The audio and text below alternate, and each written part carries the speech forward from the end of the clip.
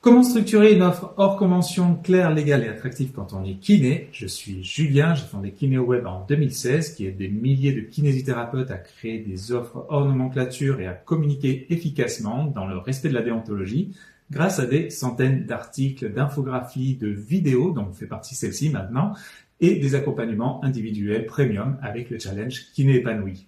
Aujourd'hui, on va répondre à des questions récurrentes sur le HL. Est-ce qu'il suffit de proposer des séances plus longues? Est-ce qu'il suffit d'ajouter un bilan complémentaire? Est-ce qu'il suffit d'avoir du matériel, une technique ou une spécificité d'exercice? Et pour briser le suspense tout de suite, la réponse est non.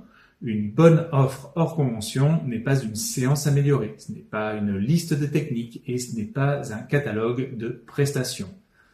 Une offre hors nomenclature solide, c'est un parcours structuré autour d'une problématique précise et dans cette vidéo, je vais te montrer exactement pourquoi la majorité des offres HN sont floues, pourquoi une technique, un matériel ou une spécificité ne suffisent pas, comment structurer une offre réellement impactante et pourquoi cette structure rassure autant le patient que le kiné.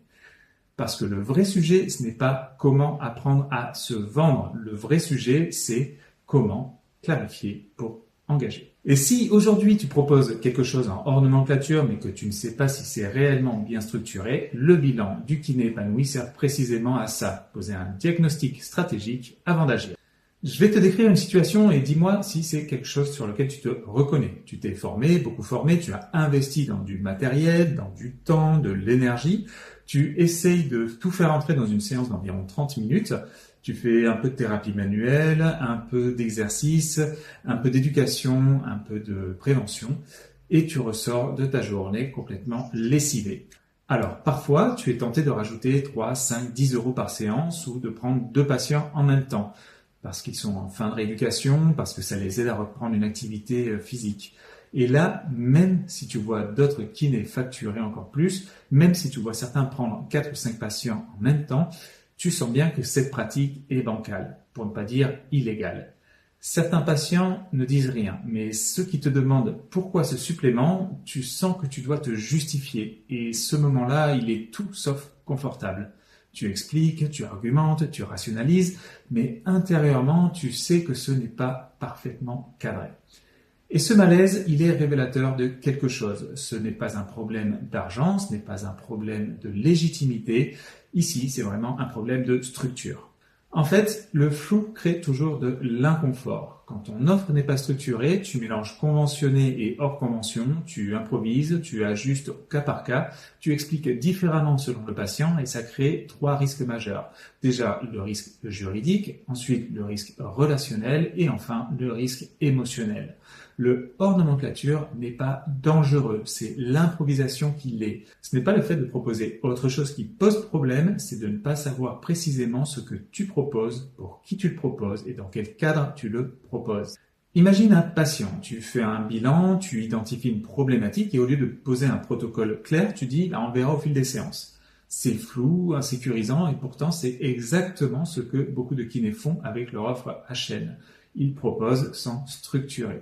Voyons pourquoi une technique, un matériel ne suffisent pas. En fait, tu peux avoir la meilleure formation, le meilleur tapis, le meilleur appareil, une spécificité reconnue, ça ne crée pas une offre HN, ça crée un outil. Un appareil, ce n'est pas une offre, une technique, ce n'est pas une offre, une spécificité d'exercice, ce n'est pas une offre. Une offre commence par une problématique. Un patient ne vient pas pour du dry needling, il ne vient pas pour du renforcement, il ne vient pas pour du pilates. Il vient pour pouvoir rejouer avec ses petits-enfants sans avoir peur de se faire mal, reprendre la course sans se répéter les genoux et ne plus vivre avec la peur du mouvement. Si ton discours commence par la technique, il est vraiment centré sur toi. Si ton offre commence par la problématique, elle est centrée sur le patient. Et ça change tout. Une offre hors nomenclature claire repose sur 3 piliers. Problématique, parcours, bénéfice. Commençons par la problématique précise. Ça ne peut pas être la lombalgie, par exemple. Déjà parce que c'est couvert par la NJAP et ensuite parce que c'est tellement vaste. On pourrait plutôt le reformuler ainsi. Le mal de dos récurrent des travailleurs sédentaires après 40 ans. On commence à se positionner vers la prévention des rechutes, qui n'est pas sur la NJAP. Et c'est plus précis, donc c'est plus lisible. Et si c'est plus lisible, on s'identifie plus facilement. Ah, mais c'est exactement ma problématique. Ensuite vient le parcours structuré. Une offre, ce n'est pas une séance, c'est un parcours avec une entrée claire, une progression identifiable, une logique, une durée, une réévaluation. Le patient ne paye pas une heure, il s'engage dans un processus. Au début, il a sa problématique, ensuite vient le parcours et enfin, on réévalue où il en est de sa problématique et s'il y a besoin de réajuster. Passons maintenant aux bénéfices concrets. Ce ne sont pas des promesses, ce sont des objectifs fonctionnels, par exemple la reprise d'activité physique, l'autonomie, la compréhension, l'entretien de la santé. En fait, quand les 3 éléments que l'on vient de voir sont alignés, l'offre devient claire. Et quand elle est claire, elle devient naturellement attractive, sans manipulation, sans marketing agressif, juste par cohérence. D'ailleurs, ça me fait penser à Julie que j'ai accompagnée récemment. Avant, elle avait des séances un petit peu plus longues et elle facturait un supplément. Elle était mal à l'aise. Après l'accompagnement, on a structuré une offre, retour durable à la course après une naissance. Ça commençait par un bilan spécifique, un plan progressif, de l'éducation, un suivi structuré et un objectif clair. Julie a toujours les mêmes compétences, elle n'a pas fait plus de formation, elle a juste une structure différente, claire, ciblée, percutante. Et sa posture, son rapport à son offre a complètement changé. Elle ne se justifie plus, elle explique et ça change tout. Maintenant, voyons pourquoi cette façon de structurer une offre HN rassure.